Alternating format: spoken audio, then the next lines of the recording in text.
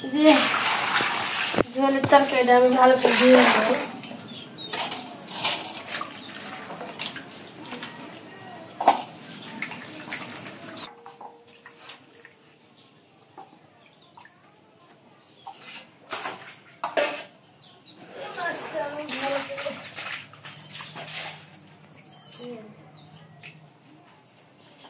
এই যে মাছটা ধোয়া হয়ে গেল, এখন আমি তরকারি সরা দেবো। এই যে আমি শিলপাটা টাটকা মশলা বাইটে রান্না করবো। টাটকা মশলার স্বাদই আলাদা। জিরা দিব হালকা।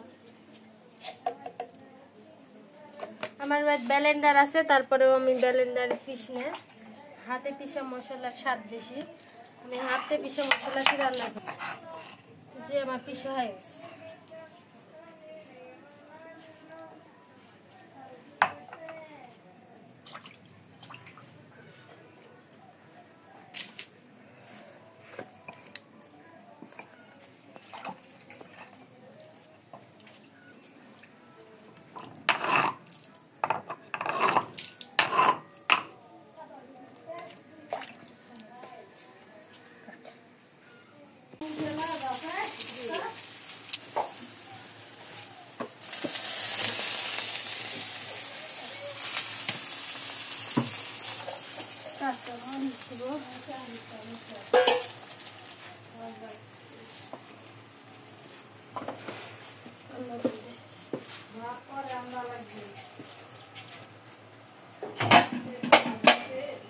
আমি ঢাকা দিয়ে দেবো।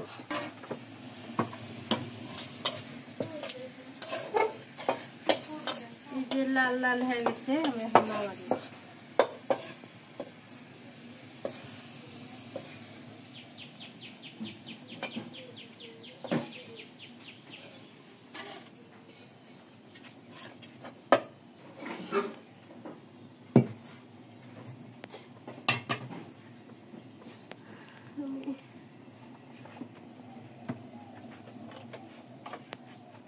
মাছটা ভাজা দিব।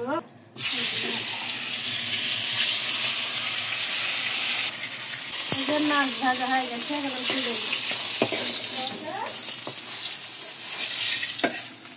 আমি যে সব মশলা দিয়েছি পানি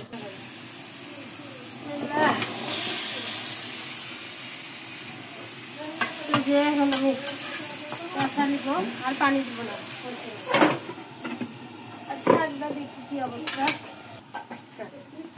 যে আমার তরকারি কষানো হয়ে গেছে, আমি এখন ঝোল দিব। আমি ঢেকে দিব। এই যে লাল শাক আমার হয়ে গেছে। অনেকে লাল শাক সিদ্ধ করে পানি ফেলা দেয়, কিন্তু পানি ফেলা দিবেন না আপনারা। পানি ফেলা দিলে পানির সাথে ভিটামিন সব চলে যাবে। আমি অনেক কষ্ট করে হলেও পানিটা মারে নেব। একটু তেল বেশি লাগে। যে রসুন কুচি দিয়ে দেবো।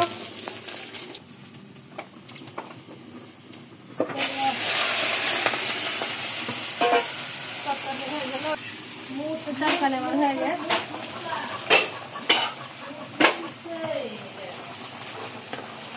মাছ দিয়ে দেবো।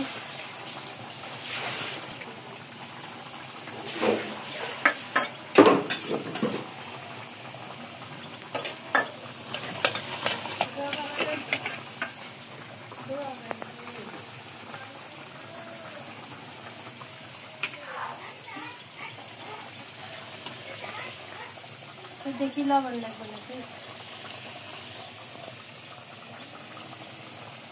মেরে তো লবণ লাগবে না। আব্বা একবারে ভাত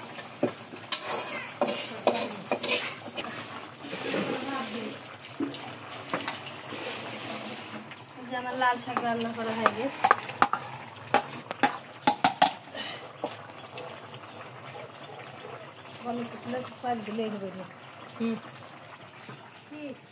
পানি নামালি নামালে পানি দিয়ে দিয়ে চাল দিয়ে দিব। পানি গরম করে দেখো করতে চাল ধুয়ে দিলে ভাত কিছু খাই না দিলে ভাত লাগবে না।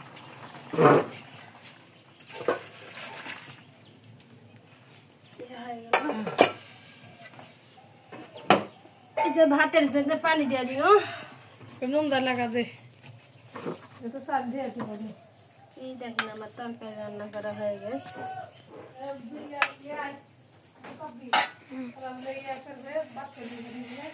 মা